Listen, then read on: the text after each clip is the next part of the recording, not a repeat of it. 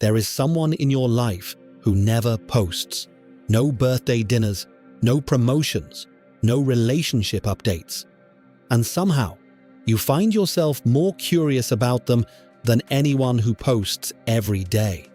That curiosity is not random.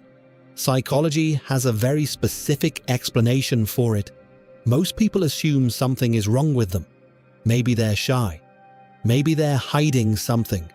Maybe they just don't understand how social media works. But psychology tells a completely different story. The people who keep their lives off social media aren't disconnected from the world. In many ways, they are more connected to themselves than almost anyone else online. Here is what's actually happening inside the minds of people who choose to stay silent. Point 1. They have already found what most people are still searching for. Every time someone posts a photo and watches the likes roll in, something specific happens inside the brain. The nucleus accumbens releases a small hit of dopamine. It feels like approval. It feels like belonging. But that hit has a half-life. Within minutes it's gone, and your brain is already demanding the next one. Each time needing slightly more to feel the same satisfaction. Behavioral psychologists call this a variable reward loop, the same mechanism behind slot machines.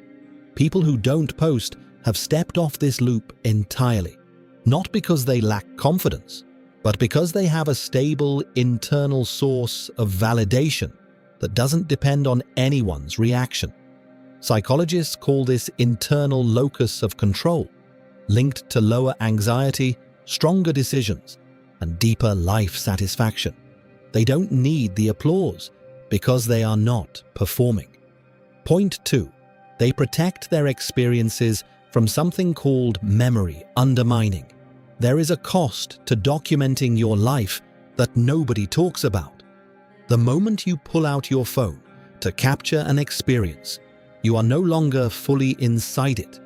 You are now directing a story for an audience, not living a moment for yourself.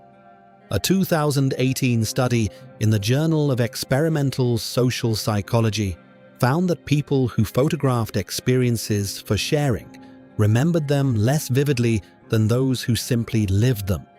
Preparing a moment for public consumption literally weakens how deeply your brain encodes it. Private people understand this instinctively. Some moments become smaller the second you package them for someone else. A sunset experienced fully is worth more than a sunset with 1,000 likes. They are not detached. They are just unwilling to trade depth for documentation. Point 3. Their identity is not built for an audience. Social media is an identity performance. Every post is a small answer to the question, who am I and do you approve? Psychologist Irving Goffman called this impression management. Humans constantly adjusting how they present themselves depending on who is watching. Most people online are unknowingly living inside a permanent performance. Identity slowly molds around what gets reactions, shares, followers. Over time, the performed self and the real self drift apart. People who stay private have refused this bargain. Their identity was never outsourced to an algorithm, so it never got corrupted by one. Built quietly, through real experiences, real failures, real relationships, with no audience shaping the outcome. Psychologists call this self-concept clarity, a strong, unshakable sense of who they actually are. Point 4. They understand the real cost of visibility. There is a concept called the spotlight effect. Research by Thomas Gilovich at Cornell found that people dramatically overestimate how much others notice what they do. We walk into a room convinced everyone is watching. Almost no one is paying attention. Most people are performing for an audience that stopped watching 5 minutes ago. Private people have seen through this.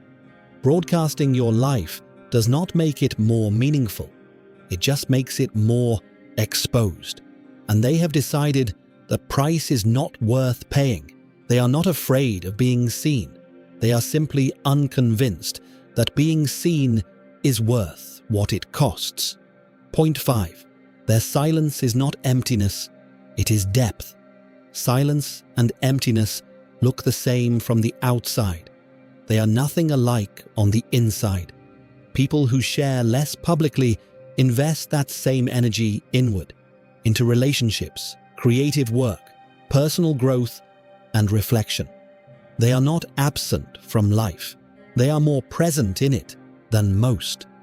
Decades before social media existed, Carl Jung observed something that explains all of this. Introversion, he said, is not withdrawal from the world. It is the decision to direct your energy toward the life that actually matters to you. Private people carry this differently. Their richest experiences never trend. Their most important moments never go viral. And that is entirely intentional. The depth of their life is protected precisely because it is never put on display. Here is the truth most people miss about quiet people online. In a world that measures worth in followers and engagement, choosing privacy is an act of quiet rebellion, a decision that says, I was here, I lived this, and I don't need anyone to witness it for it to be real. The people who never post are not missing out on connection. They are simply the ones who never confused performance with presence. In a world that never stops performing, they are the only ones who are truly free. It is the loudest thing in the room.